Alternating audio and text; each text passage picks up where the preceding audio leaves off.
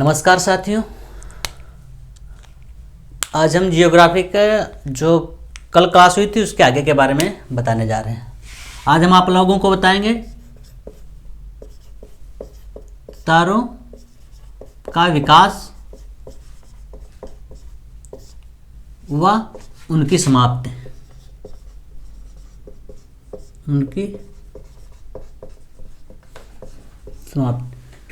तारों का विकास कैसे हुआ और उनकी समाप्ति कैसे हुई। तो बताया हमने कि विस्फोट के बाद बहुत ज़्यादा बादल हुए थे। तो पहले गैसों के बादल थे जो विरल रूप में थे, फिर एकदम से संकुचित होने लगे। वो जो गैसों के बादल विरल रूप में थे पहले, वो एक पास में हुए, संकुचित होने लगे। जब संकुचित होने लगे तो पहले गैसों के बादल थे, फिर इसका नाम जब संकुचित हुए तो इसका नया नाम आ गया, ये हो गई नेबुला। ठीक, जब ये संकुचित हुई तो ये आपस में आ गए तो नेबुला हुए। और जब संकुचित हुए तो इनके में क्या हुआ कि इनका जो है संकुचित होने के बाद इनमें ऊर्जा उत्पन्न हुई। जब ऊर्जा उत्पन्न हुई, संकुचित होने के बाद इसमें ऊर्जा उत्पन्न हुई। जब ऊर्जा उत्पन्न हुई तो इनके अंदर अपना एक प्रकाश आ गया। ऊर्जा उत्पन्न हुई तो इसमें एक प्रकाश आ गया। जब प्रकाश आ गया तो इसको तारा बोल दिए, फिर तारा बना। ठीक, नेबुला से फिर तारा बना। अब इसमें ऊर्जा उत्पन्न कैसे हुई? तो नाभिकीय संलयन अभिक्रिया द्वारा हाइड्रोजन हीलियम में परिवर्तित हो गया। कैसे? ऊर्जा का निर्माण कैसे हुआ? नाभिकीय संलयन अभिक्रिया द्वारा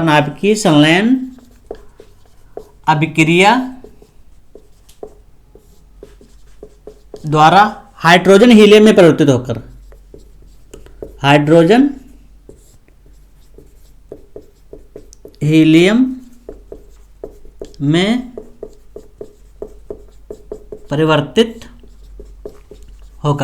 ठीक। तो इसमें जब हाइड्रोजन हीलियम में परिवर्तित हुआ तो इसमें ऊर्जा उत्पन्न हुई तो हो गया तारा।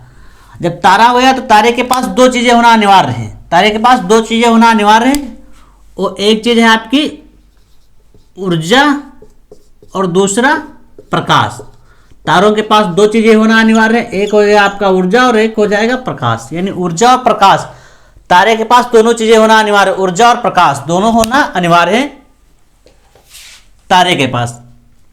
अब गैसीय बादल से नेबुला को जो है तारों की नर्सरी भी कहा जाता है, क्योंकि यहीं से तारे बनते हैं। तो नेबुला को तारों की नर्सरी भी कहा जाता है। नेबुला से फिर तारे बने। और जब तारे बन गए, अब इसमें सूर्य हमारा एक तारा है, तारे बन गए तो उनका एक जब निर्माण हुआ तो उनका विनाश भी होगा। तो उनका विनाश कैसे होगा? विनाश तब होगा जब इसमें ऊर्जा नहीं बचेगी, प्रकाश नहीं बचेगा, तब इनका विनाश माना जाएगा। भाई तारे के पास ऊर्जा और प्रकाश दो चीजें होना अनिवार्य है। जब इसमें ऊर्जा और प्रकाश रह ही नहीं जाएगा तब इनका विनाश होगा। तो विनाश कैसे होगा देख लेते आगे। जब इसमें ऊर्जा और प्रकाश नहीं होगा तो प्रकाश, इसका रंग भी फीका होता चला जाएगा। जब रंग फीका होता चला जाएगा तो ये एक इसका रंग बदल के हो जाएगा लाल रंग। इसको रंग बदल देगा, समझ लो। तो इसका एक रंग हो जाएगा लाल रंग का, ये हो जाएगा लाल रंग। इसका रंग हो जाएगा कैसा होगा? लाल रंग हो जाएगा। इस तारे का रंग कैसा हो जाएगा? लाल रंग। तो इसको लाल दानव बोल देंगे हम। जब रंग लाल हो जाएगा तो लाल दानव बोल देंगे। लाल दानव होगा। जब इसमें ऊर्जा कम पड़ जाएगी, कम ऊर्जा बचेगी, तो इसका एक नया रूप हो जाएगा लाल दानव। जब ये लाल दानव होगा तो विस्फोटित होगा। जब ये विस्फोटित होगा तो इसमें भी जब ये विस्फोटित होगा तो इसके भी दो रूप बनेंगे। विस्फोटित होने के बाद या तो फिर ये श्वेत वामन बनेगा, या तो ये श्वेत वामन बनेगा या फिर ये सुपरनोवा बनेगा।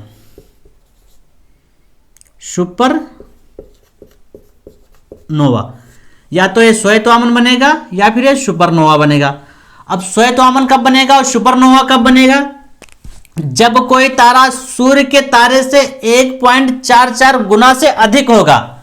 1.44 गुना से ज्यादा होगा। गुना से ज्यादा है, गुना से ज्यादा, ठीक से ज्यादा होगा वो बनेगा ज्यादा, वह बनेगा सुपरनोवा, वह बनेगा सुपरनोवा। जिस तारे का आकार सूर्य के आकार से 1.44 गुना से ज्यादा होगा वह बनेगा जाकर के सुपरनोवा। और जिस लाल दानव का आकार विस्फोटन के बाद 1.44 से कम होगा वह बनेगा जाकर के श्वेत वामन। श्वेत वामन को व्हाइट ड्वार्फ भी कह देते हैं, श्वेत वामन को व्हाइट ड्वार्फ कह देते हैं। श्वेत वामन में बहुत हल्का प्रकाश बचता है, मान चलो तारे का 15% भी नहीं, मान चलो 8 से 10% तारे का जो प्रकाश बचता है, जो तारे का प्रकाश होता है 8 से 10% बचता है इसको, तो इसको बोल देते हैं श्वेत वामन। और श्वेत वामन को जो है इंग्लिश में कह देते हैं व्हाइट ड्वार्फ, व्हाइट ड्वार्फ। और इसको एक नया नाम भी देते हैं जीवाश्म तारा, जीवाश्म तारा, जीवाश्म तारा।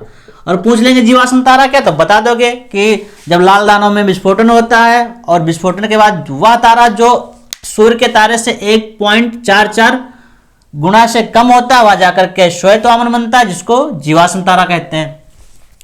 अभी तक इसमें तो कुछ प्रकाश है, इसमें जीवाश्म मतलब जीव का मतलब बहुत हल्का, मतलब इसमें जान बची है हल्की सी, बहुत हल्का प्रकाश, बहुत हल्की ऊर्जा है, तो इसको श्वेत वामन कह देंगे।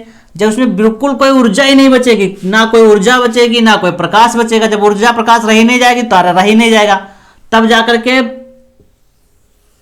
जब नहीं ऊर्जा रहेगी ना प्रकाश रहेगा तो इसका रंग भी काला हो जाएगा, एकदम से रंग क्या हो जाएगा, काला। जब काला हो जाएगा तो इसको काला कह देते हैं, काला वामन कह देंगे। जिसमें कुछ ऊर्जा और प्रकाश बचेगा ही नहीं तो क्या हो जाएगा, काला हो जाएगा, तो इसको काला वामन कह देंगे।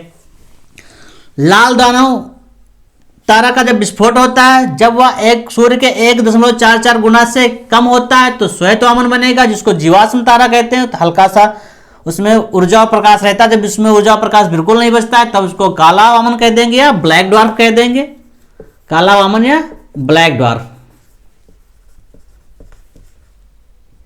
ब्लैक ड्वार्फ कह देंगे, काला वामन या ब्लैक ड्वार्फ कह देंगे। ब्लैक ड्वार्फ मतलब इसमें अब कोई ऊर्जा नहीं बची ना कोई प्रकाश बचा है, मरणासन्न हो गया है, ये मरणासन्न हो गया।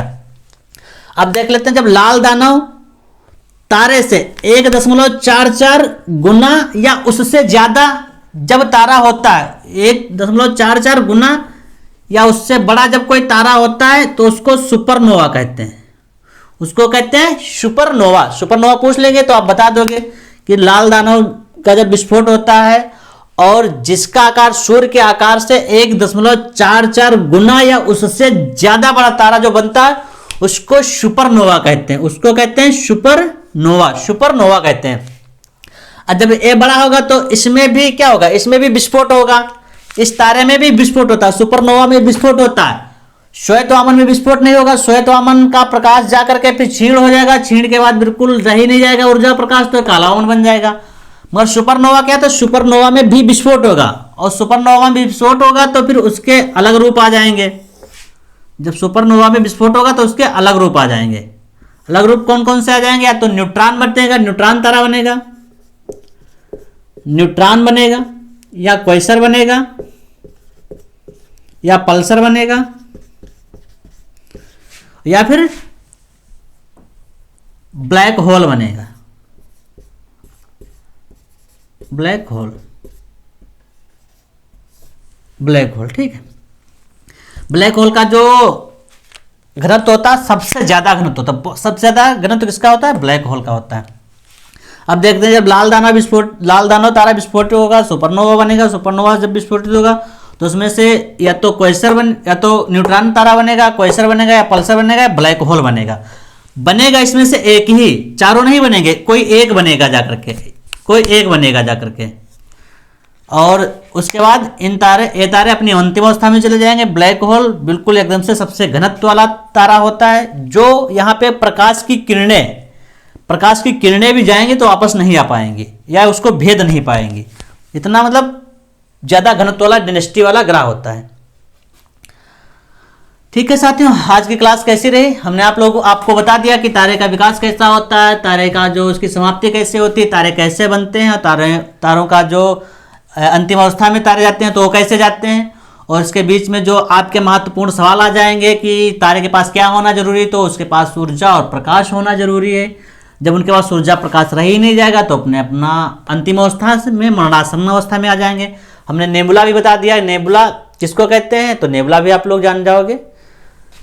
और एस चंद्रशेखर सीमा, इसको जो 1.44 गुना से जो बड़ा होता है, जिसको कह देते हैं सूर्य के आकार से 1.44 गुना, अगर जो बड़ा है तो सुपरनोवा बनेगा, छोटा है तो श्वेतवामन बनेगा। 1.44 क्या होता है, या 1.44 या चंद्रशेखर सीमा है, या चंद्रशेखर सीमा, चंद्रशेखर सीमा है, चंद्रशेखर सीमा 1.44 क्या है, चंद्रशेखर सीमा। आपका सवाल पूछ लेते हैं एग्जाम में, पेपर में पूछ लेंगे चंद्रशेखर सीमा क्या है, उसका यह मान कितना है, तो 1.44 चंद्रशेखर सीमा। भारतीय मूल के वैज्ञानिक थे, उन्होंने जो है इसका आविष्कार किया था चंद्रशेखर सीमा का। तो वह तारे जो 1.44 से ज्यादा बड़े होंगे सुपरनोवा बनेंगे, छोटे होंगे तो श्वेतवामन बनेंगे। चंद्रशेखर सीमा क्या है, तो 1.44 एमएस, 1.44 एमएस। ठीक है साथियों, आज की क्लास कैसी रही कमेंट करके बताइएगा, और वीडियो अच्छा लगे तो लाइक और सब्सक्राइब करिए। Thank you for the watching.